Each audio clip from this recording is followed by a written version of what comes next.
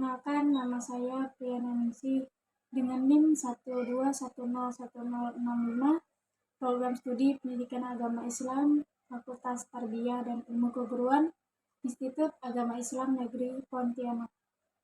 Nah, di sini saya akan menjelaskan sedikit tentang akhlak tercela dan akhlak terpuji.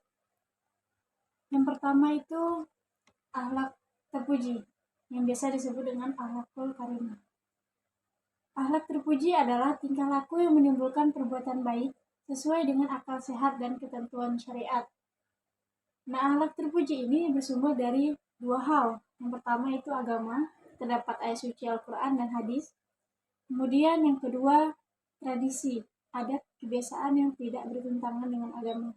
Nah, sesuatu yang baik, sesuatu yang ada lingkupannya di dalam ayat suci Al-Quran, hadis, dan tradisi-tradisi yang tidak bertentangan dengan agama itu merupakan dari akhlak terpuji. Kemudian akhlak tercela.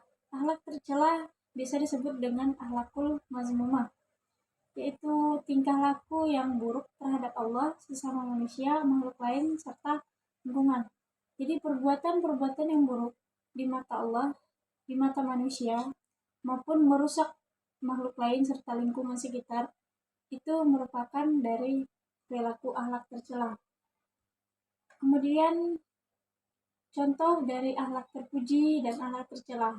Yang pertama itu contoh akhlak terpuji, ada ikhlas. Ikhlas ini tulus hati.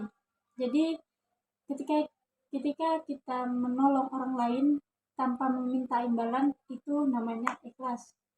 Kemudian ada bersyukur.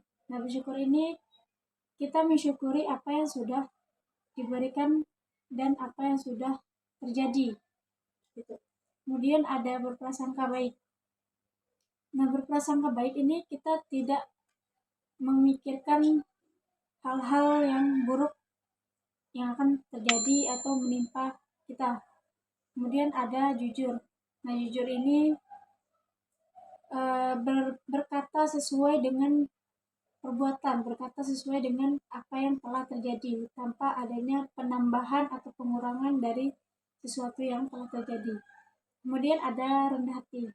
Nah, rendah hati ini tidak sombong dan tidak merasa dirinya itu paling benar. Kemudian yang terakhir yaitu sabar. Nah, sabar ini yaitu mampu menahan diri dari segala emosi. Kemudian ada contoh akhlak tercela. Yang pertama itu marah. Kita sudah tahu marah merupakan hal-hal yang tidak baik dilakukan.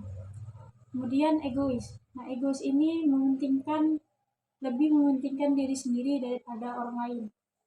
Kemudian putus asa. Nah, putus asa ini sama dengan menyerah. Kemudian ada tamak. Nah, untuk tamak ini seperti apa yang dia inginkan itu harus jadi miliknya, tanpa mau berbagi dengan orang lain. Meskipun hal tersebut itu banyak yang memungkinkan bisa berbagi untuk orang lain, namun tidak ingin berbagi, itu yang namanya tamak. Kemudian munafik. Nah, munafik ini ketika kita berkata pada orang ini seperti ini tentang cerita seseorang, namun kita menceritakan kepada orang lain tentang seseorang ini berbeda dari cerita yang kita ceritakan kepada orang pertama. Kemudian ada yang namanya iri hati atau dengki. Kemudian yang terakhir ada kikir. Selanjutnya itu dampak dari melakukan akhlak terpuji. Nah, yang pertama itu disiplin dalam bekerja. Nah, disiplin dalam bekerja ini artinya bisa bekerja dengan baik dan benar. Kemudian yang kedua, dapat memanajemen waktu. Artinya dapat mengatur waktu supaya sesuatu yang harus ia lakukan itu semuanya terlakukan. Kemudian menjauhi perbuatan yang sia-sia. Jadi perbuatan yang sia-sia itu tidak dapat kita lakukan karena kita sudah melakukan hal-hal yang baik. Yang menurut kita hal-hal yang buruk itu tidak baik dilakukan. kemudian disenangi oleh orang lain. Nah, pastinya kita melakukan akhlak terpuji ini akan disenangi oleh orang lain.